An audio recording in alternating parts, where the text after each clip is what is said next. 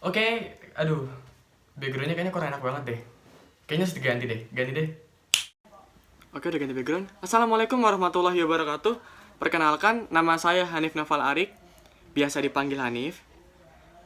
Saya adalah mahasiswa semester 2 di Institut Agama Islam Negeri Salatiga dengan jurusan Psikologi Islam. Di sini saya mengunggah video bertujuan untuk menyelesaikan tugas psikologi perkembangan dengan judul Prinsip-Prinsip Perkembangan yang diampu oleh dosen pengampu yaitu Ibu Widayati Lestari, MPSI, selaku dosen pengampu mata kuliah pembelajaran psikologi perkembangan. Saya rasa cukup ya untuk perkenalannya. Lanjut ke pembahasannya. Prinsip-prinsip perkembangan. Ini adalah tema atau judul pembahasan kita saat ini, yaitu mencakup rangkaian pembahasan. Yang pertama ada pendahuluan. Lalu saya menggunakan dua teori, yaitu teori Hurluk dan teori Piaget.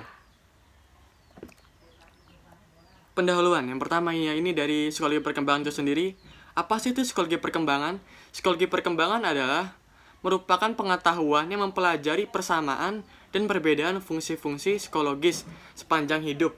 Misalnya, bagaimana kepribadian seseorang berubah dan berkembang dari masa anak-anak, remaja, dewasa, sampai lansia. Itu adalah pemaparan dari perkenalan singkat dari psikologi perkembangan itu sendiri. Lalu selanjutnya ada, apa sih itu prinsip-prinsip perkembangan? Prinsip-prinsip perkembangan itu pertumbuhan kuantitatif berkaitan dengan hal-hal fisik seperti tinggi badan dan berat badan. Itu adalah pertumbuhan bersifat yang bisa dilihat oleh mata atau bisa diukur. Lalu yaitu ada perkembangan. Perkembangan itu kualitatif, berkaitan dengan perubahan yang teratur dan koheren, mencangkup emosi dan sosial. Seperti itu perkembangan. Lalu di sini kita masuk ke teori, yaitu pertama saya menggunakan teori Hurluk. Prinsip-prinsip perkembangan menurut Hurluk ada 7 poin. Yang pertama, adanya perubahan. Yang kedua, adanya perkembangan awal dari kritis sampai perubahan selanjutnya. Yang ketiga, ada perkembangan hasil dari pengamatan dan belajar. Yang keempat, adanya pola perkembangan dapat diramal. Yang kelima, perkembangan mempunyai karakteristik yang dapat diramalkan. Yang keenam, terdapat perbedaan individu dalam berkembang. Yang ketujuh, setiap tahap perkembangan memiliki bahaya potensial. Di sini kita akan ngebahas satu-satu prinsip-prinsip perkembangan menurut Hurluk sendiri. Oke, yang pertama langsung aja kita mulai. Prinsip-prinsip perkembangan. Prinsip-prinsip perkembangan. Pertama adanya perubahan. Penjelasannya yaitu menurut Hurluk, manusia tidak pernah dalam keadaan statis. Dia akan selalu berubah dan mengalami perubahan. Mulai pertama pembuahan hingga kematian tiba. Ketika pembuahan itu terjadi pembuahan yang dilakukan oleh sel sperma kepada sel telur. Sel telur dibuahi oleh sel sperma sehingga menghasilkan kita, dan sampai kita berkembang sampai hingga kita mati nanti. Seperti itu pengertian menurut teori Hurluk. Yang pertama ada perubahan ukuran. Perubahan ukuran menurut Hurluk terdiri dari dua perubahan, yaitu perubahan fisik dan perubahan mental. Perubahan fisik itu sendiri mencangkup dari tinggi, berat, dan organ-organ tubuh. Semisal tinggi kamu sebelumnya adalah 100, sampai sekarang tinggi aku misalkan 175. Jadi itu adalah perubahan-perubahan fisik. Lalu perubahan mental. Perubahan mental itu mencangkup dari memori, penalaran, persepsi, dan imajinasi seseorang. Jadi ketika kamu kecil, kamu memikirkan suatu hal itu secara sederhana saja, tidak memikirkan sebab akibatnya.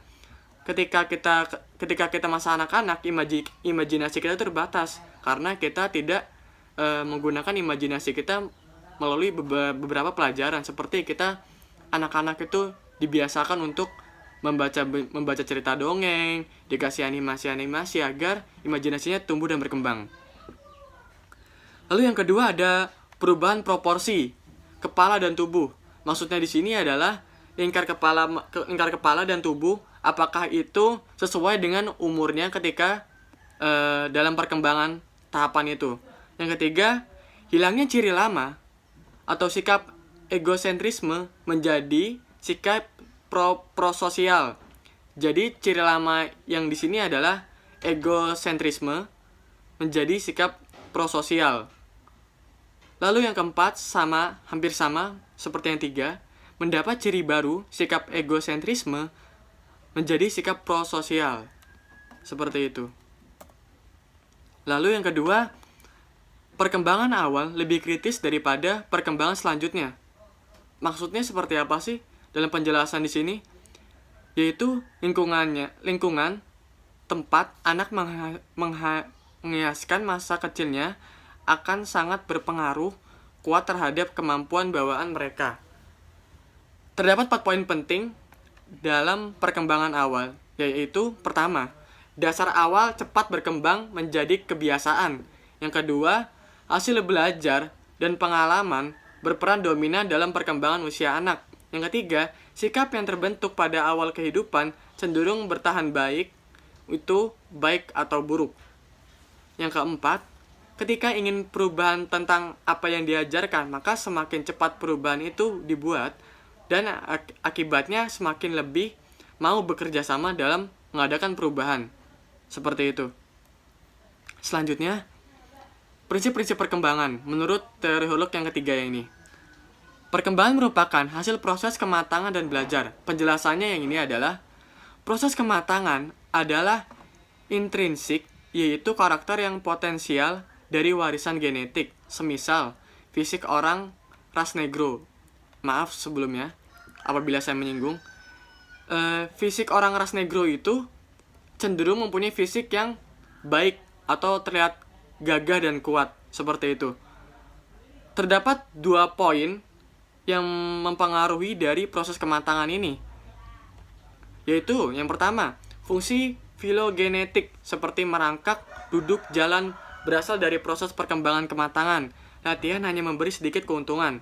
Lalu yang kedua, fungsi ontogenetik seperti misal berenang, main basket, menulis, diperlukan latihan. Tanpa latihan tidak akan terjadi perkembangan kematangan. Jadi, di sini dia belajar dulu bagaimana caranya dari genetik itu sendiri. Dari berenang, misalkan orang tua kalian itu atlet, jadi itu pasti genetiknya akan menerus kepada kalian. Seperti itu. Lalu yang kedua, poin yang kedua di sini adalah belajar adalah perkembangan dari latihan dan usaha. Tanpa mendapat kesempatan proses belajar, anak tidak bisa mengembangkan potensi genetis yang diturunkan. Belajar bisa secara imitasi dan identifikasi. Jadi dari genetik, orang tua kalian, semisal orang tua kalian itu atlet basket, pasti genetiknya menurun ke kalian. Kalau kalian tidak mengasah genetik dari orang tua kalian itu, maka bakat kalian tidak akan berkembang untuk bisa bermain basket. Yang keempat, ada pola perkembangan dapat diramalkan. Penjelasannya, yang pertama ada 2 poin, yaitu studi longitudinal mengenai kecerdasan mengungkap bahwa pola perkembangan mental dapat diramalkan sebagai perkembangan fisik. Perkembangan mental meliputi perilaku emosional, bicara, perilaku sosial, perkembangan konsep, cita-cita, minat, dan identifikasi terhadap orang lain. Poin kedua, gangguan psikologis yang menghambat perkembangan antara lain gangguan emosional, seperti kehilangan orang tua, penolakan orang tua, dan lain sebagainya. Jadi ketika kita anak-anak, kita seringkali mencuri perhatian orang tua kita agar kita sering diperhatikan, seperti itu. Istilah katanya itu caper lah. Yang kelima, pola perkembangan mempunyai karakteristik yang dapat diramalkan. Penjelasannya, beberapa karakteristik yang dapat diramalkan terdapat 4 poin. Yang pertama, kesamaan dalam pola perkembangan. Misal bayi berdiri sebelum jalan. Seperti itu. Maksudnya di sini adalah dia melalui tahap berdiri dulu sebelum jalan. Lalu, sebelum dia berdiri, dia pasti merangkak. Dan sebelum merangkak, dia pasti akan membalikkan badannya untuk tengkurap. Ada beberapa hal yang mempengaruhi dia melompati proses tersebut. Lalu yang kedua, perkembangan bergerak dari tanggapan umum ke tanggapan khusus. Misal, lihat benda asing secara umum, tidak dikenal, takut, selanjutnya secara khusus muncul tanggapan menangis dan lain sebagainya. Ketika kita kecil, kita melihat benda-benda asing seperti pulpen atau hewan, kucing semisal, kita pasti akan merasa bingung itu tuh apa. Ketika kita pegang dan kita dicakar, mungkin itu akan membuat kita tanggapan-tanggapan baru seperti menangis, ekspresi kita, dan lain sebagainya. Yang ketiga, ada perkembangan berlangsung berkesinambungan. Konsep diri yang tidak sehat akan berpengaruh pada perkembangan selanjutnya. Jadi ketika masa kecil, apabila perkembangan kita tidak sesuai atau tidak sehat, maka akan sampai pada dewasa, maka akan tetap seperti itu. Tidak baik bagi kesehatan kita. Yang keempat, berbagai bidang berkembang dengan kecepatan yang berbeda. Setiap bidang yang ada dalam diri kita itu berkembang secara berbeda. Seperti itu. Yang keenam, ada terdapat perbedaan individu dalam berkembang. Penjelasannya adalah dipengaruhi oleh 4 faktor. Yang pertama, harapan yang berbeda berkaitan dengan interest. Yang kedua, dasar individualitas. Yang ketiga, pendidikan anak harus bersifat perorangan. Misalnya, penerapan disiplin, ada yang menanggapi biasa, ada yang merasa terkekang. Jadi di sini ada yang menganggap itu biasa, ada juga menganggap terkekang. Jadi setiap anak itu berbeda-beda. Ada juga yang dia ingin diperhatikan, ada juga yang dia ingin bebas. Jadi sebagai orang tua, kita harus bisa mengawasi anak kita secara efektif. Yang keempat, meramal adanya hal yang sulit. Misal, reaksi umum orang terhadap lelucon adalah geli, namun ada yang menganggap membosankan dan sebagainya. Jadi ketika kita bercanda, ada juga yang menganggap itu lucu, ada juga yang menganggap itu sensitif, ada juga yang menganggap itu tidak lucu sama sekali. Dan mungkin akan sebal dengan kamu karena untuk apa kamu membicarakan hal seperti itu. Lalu yang ketujuh, setiap tahap perkembangan memiliki bahaya yang potensial. Maksud bahaya potensial di sini menurut Hurlok adalah beberapa hal yang dapat menyebabkan antara lain dari lingkungan dari anak itu sendiri. Itu yang pertama, dari lingkungan anak itu sendiri itu bisa menyebabkan bahaya. Semisal dia tumbuh di keluarga yang broken home, atau di lingkungan masyarakat yang tidak care atau tidak menerapkan sistem untuk anak-anak yang tinggal di situ, sehingga mereka bebas dibiarkan saja tanpa adanya pengawasan orang tua. Yang kedua, bahaya ini dapat mengakibatkan terganggunya penyesuaian fisik, psikologis, dan sosial, sehingga pola perkembangan anak tidak menarik tapi datar. Artinya tidak ada peningkatan perkembangan. Dari segi fisik, psikologis, dan sosial itu mempengaruhi perkembangan anak. Anak tidak akan berkembang, tapi akan selalu datar seperti itu aja.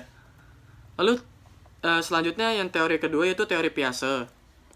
Teori Piaget mempunyai 4 poin pembahasan. Yang pertama, setiap tahap perkembangan manusia ditandai dengan upaya mencapai keseimbangan hidup. Yang kedua, setiap tahap perkembangan dipengaruhi oleh tahapan perkembangan sebelumnya dan mempengaruhi tahap perkembangan berikutnya. Yang ketiga, tahap perkembangan manusia itu bersifat universal. Yang keempat, setiap tahap perkembangan sebagai proses menjadi secara integratif being proses. Oke, untuk pembahasan pertama, setiap tahap perkembangan manusia ditandai dengan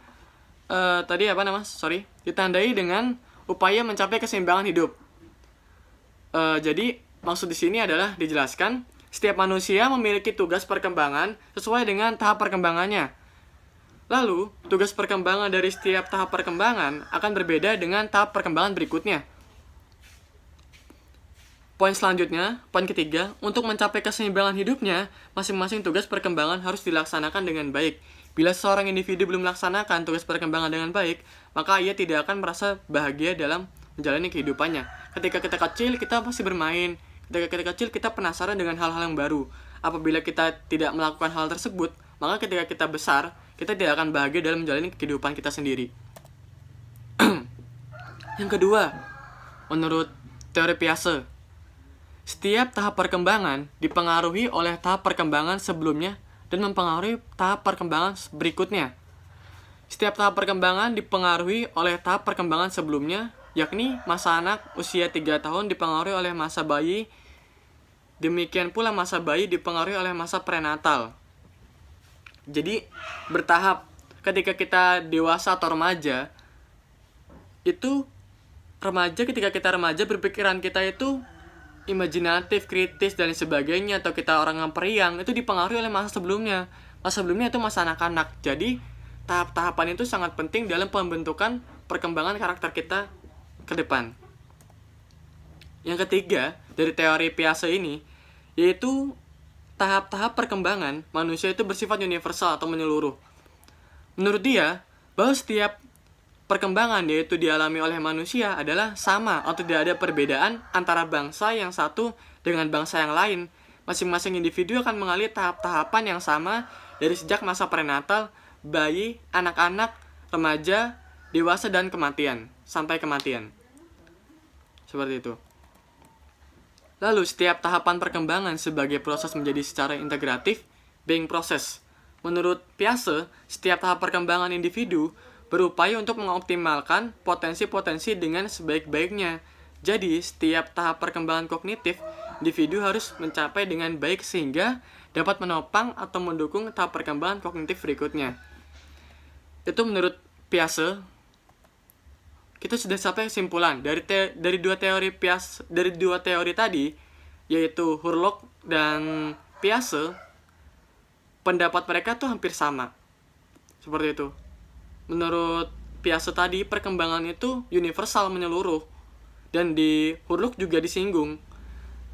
Maksudnya menyeluruh di sini itu ada dua perbedaan antara pertumbuhan normal dan pertumbuhan anak abnormal.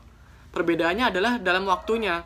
Mereka sama melalui tahap-tahapan, yaitu dari anak-anak, lalu remaja, dewasa, sampai lansia dan meninggal. Seperti itu. Perkembangan dan tahap-tahapannya sama.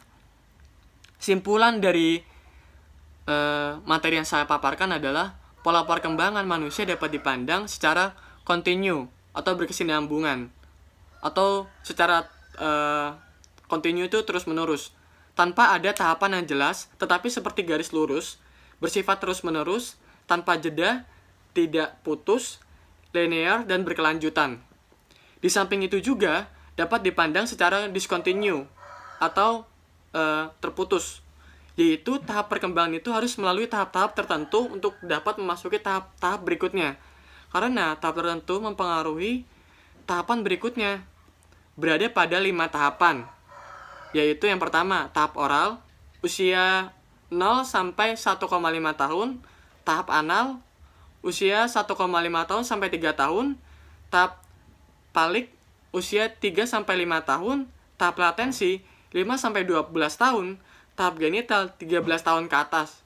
Sampai saya ini berarti masih tahap genital. Oke, sekian presentasi dari saya. Apabila ada kesalahan kata, saya mohon maaf. Wassalamualaikum warahmatullahi wabarakatuh.